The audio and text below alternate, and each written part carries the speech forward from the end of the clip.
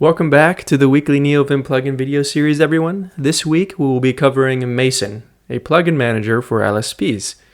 Now, if you watched our last video, you know that we've covered how to install Neovim LSP Config, which is a plugin that helps you easily configure Neovim's built-in LSP client. In order for that to work, we needed to install the Lua language server manually. And there is an easier way. Let me tell you, there is a much easier way, and we can use Mason. Mason, what it is, it's a lightweight plugin manager for LSP servers. So it helps you install any language server that you like, and it does so in a very easy, lightweight way. So in this video, we'll be covering how to install Mason and how to use Mason to install an LSP server and uninstall it. We'll also configure Mason so that it works together with LSP Config to automatically configure these language servers based on what language servers were installed through Mason. So pretty cool. All right, so with that said, let's go ahead and dive in. All right, so here I am in my init.lua file, and to install Mason, I'm going to be using the plugin manager called Lazy. So let's go into our plugins lazy.lua file, where I keep all of my entries for the plugins I want Lazy to install.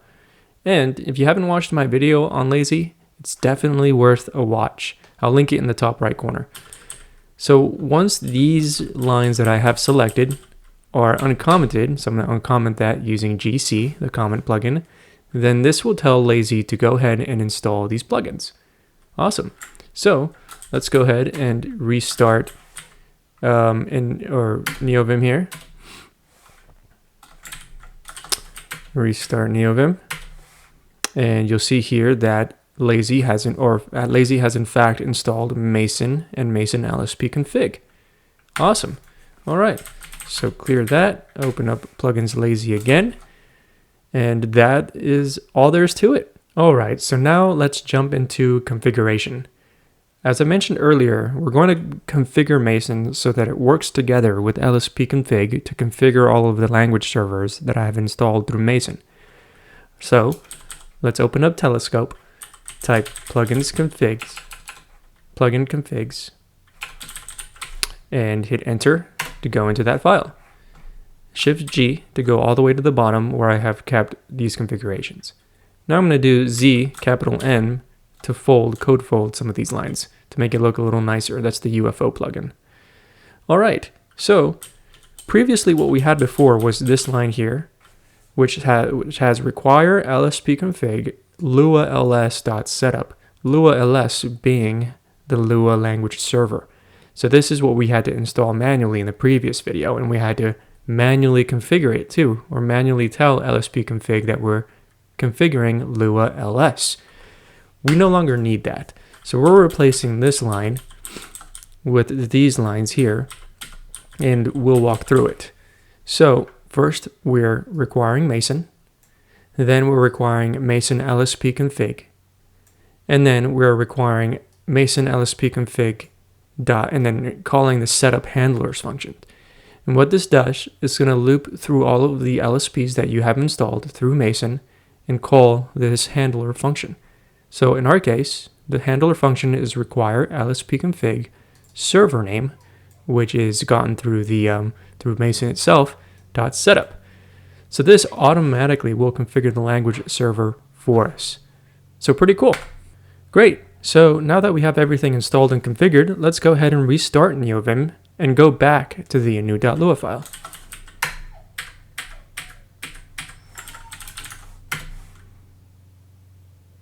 Awesome. Now let's use Mason to install the Lua language server. So to do that, go into command mode and type Mason. Hit enter, and then you'll see this pop-up come up. You have a list of all the available things that you can install, or you can hit 2 for the LSPs, hit 3 for DAPs, hit 4 for linters, and hit 5 for formatters. So we're going to go to LSPs. We want to see a list of all of the LSPs available for us to install. So we're going to hit 2, and now it's showing us a list of all of the language servers that are available for us to install. Great, so let's search for Lua. So I just used Vim's native search feature there to search for Lua. And we have here Lua language server, which is available for us to install. Great. So I'm going to hover over that with my cursor, hit enter, and you can see where it's installing the Lua language server from, what languages this LSP is for, and a little description here. To install this language server, I hit I. Now you see it's disappeared from the list, and we have a little message down below that says Lua language server was successfully installed. Cool. So to view what language servers you have installed, hit GG to go all the way up in this pop-up. And you can see here now that I have one LSP installed called Lua language server. The version is 3.7.3 and the description of it as well. So that's pretty cool. It's a neat little interface that helps you install, uninstall, and manage the language servers that you want to install. All right, so I mentioned before that now that Mason has installed this, Mason LSP config will automatically configure it for us so that our Neovim LSP client can talk to this language server. So what we're going to do is hit Q to quit that and restart Neovim. Open up my init.lua again. Now, we have the Lua language server installed, but sometimes the Lua language server takes a bit to come up. I've noticed that it doesn't really load the diagnostics until you start typing something. So, and you exit insert mode. So now that I've typed something and I've exit insert mode, you can see all of the diagnostics coming up, meaning that our Lua language server has indeed been installed and configured automatically. I didn't have to do anything other than install the Lua language server through Mason. If I wanted to uninstall the Lua language server, we can open up Mason again and put my cursor over the language server that I want to uninstall and hit Shift X. And now you can see it's no longer in the installed list. So hit Q to quit, restart my Neovim, and now you can see now that there are no diagnostics coming up. The LSP server is no longer installed.